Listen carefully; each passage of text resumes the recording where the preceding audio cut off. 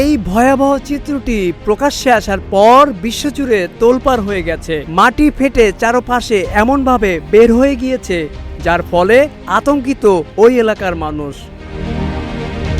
পেরুর সান মার্টিন অঞ্চলের এলাদিও তাপলিমা গ্রামে 48 ঘন্টার মধ্যে গভীর ফাটল দেখা দেয়। এতে 110টির বেশি বাড়ি ক্ষতিগ্রস্ত হয় এবং 400 জন মানুষ গৃহহীন হয়ে পড়ে। শুক্রবার ও শনিবার ধারণ করা ফুটেজে দেখা যায় মাটিতে বড় বড় ফাটল ধরেছে এবং এই ঘটনায় বাড়িঘর ক্ষতিগ্রস্ত হয়েছে আর পরিবারগুলো তাদের জিনিসপত্র ফেলে রেখে নিরাপদ স্থানে চলে যাচ্ছে।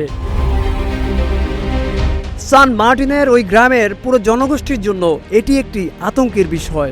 এটা মেনে নেওয়া সহজ নয়, কিন্তু আমরা কি করতে পারি? বিশেষ করে যারা ব্যক্তিগত জিনিসপত্র হারিয়ে পুরোপুরি বিধ্বস্ত, তাদের কি হবে? এমনটাই বললেন এই এলাকার এক বাসিন্দা।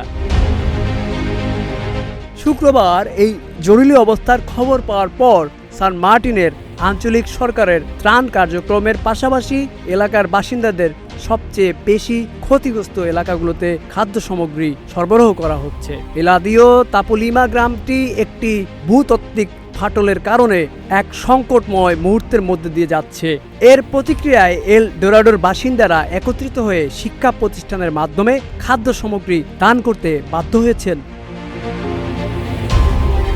জরুরি অবস্থার পর কর্তৃপক্ষ বাস্তুচ্যুত বাসিন্দাদের জন্য 3টি স্থান আশ্রয়কেন্দ্র হিসাবে স্থাপন করেছেন এবং তাঁবু, তোশক, ভাঁজ করা বিছানা ও কম্বল সহ মোট 5 টন মানবিক সহায়তা সরবরাহ করেছেন।